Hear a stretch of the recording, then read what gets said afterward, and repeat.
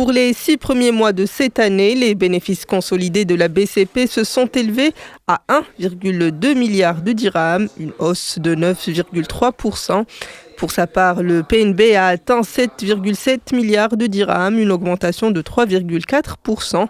Le groupe BCP a donc consolidé son activité au premier semestre en dépit d'une conjoncture difficile. Au terme du premier semestre de l'année en cours, le groupe Banque Populaire a réalisé des résultats qui sont globalement encourageants, au regard notamment de la conjoncture difficile que traverse l'économie au cours de l'année 2015. Alors globalement, les indicateurs d'activité, de résultats du groupe se sont inscrits à la hausse. Aussi bien au niveau des ressources qu'au niveau des emplois.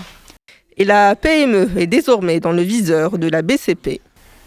L'année 2015 a été déclarée année de la PME, où le groupe a réalisé beaucoup d'actions et a lancé un certain nombre de produits innovants à l'adresse de la PME pour l'accompagner dans ses besoins de financement. Le groupe confirme sa vigueur dans la mobilisation de l'épargne et maintient la politique d'extension de son réseau de distribution au service de la bancarisation. Pour ce qui concerne la mobilisation de l'épargne, chacune des banques populaires régionales a joué pleinement son rôle au niveau de la région dans laquelle elle opère. Et nous avons été dynamiques en matière d'ouverture d'agences, puisque sur les 5 dernières années, nous avons procédé à l'ouverture d'une centaine d'agences par an.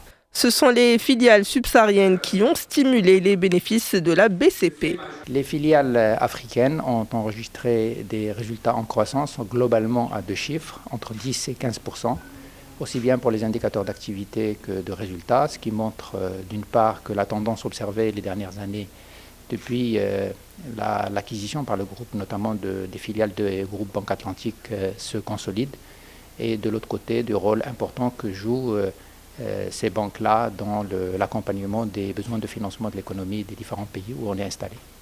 Et malgré tout cela, la BCP ne manque pas de préciser son degré d'exposition au risque Samir. Alors pour ce qui concerne la Samir, c'est un dossier qui est, comme vous le savez, sur la place publique. Le groupe porte, nous l'avons annoncé, 1,9 milliard de dirhams de crédit par décaissement sur la Samir. Et naturellement, même si l'événement s'est déclaré au mois d'août, nous avons procédé au moment de l'arrêté des comptes au 30 juin de l'année en cours à une provision importante pour parer à tout risque ou à toute éventualité concernant cette entreprise.